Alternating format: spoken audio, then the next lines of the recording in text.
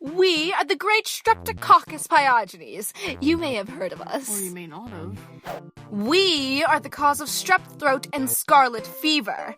In the past, the name scarlet fever used to strike fear in the hearts of all mankind, before it became a simple rash that could be cured with a few antibiotics. Curse you, antibiotics.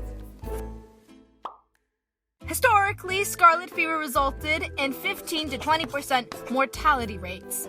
These days, however, they result in less than 1% mortality rate.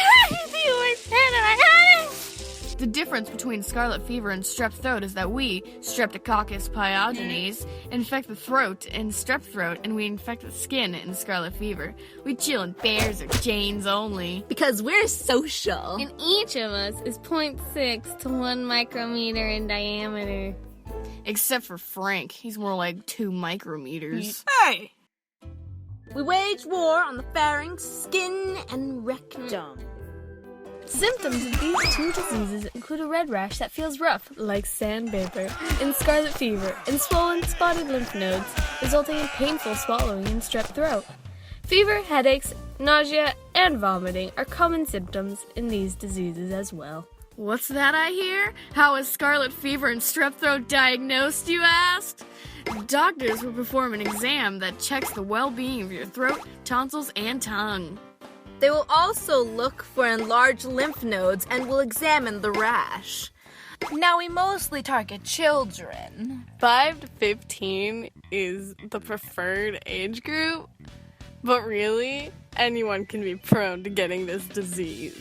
It is also more likely to affect people who have recently had a sore throat or sores that are caused by the same bacteria.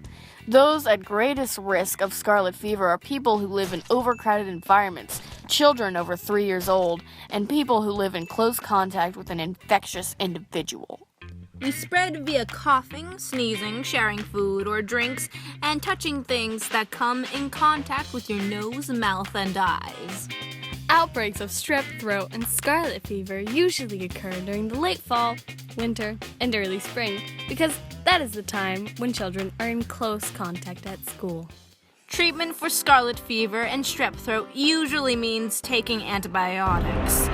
Antibiotics will join forces with the body's immune system and aid in destroying our friends. Okay, thanks, bye. Have you seen the weather we're having? We're having much weather. Hey, you guys.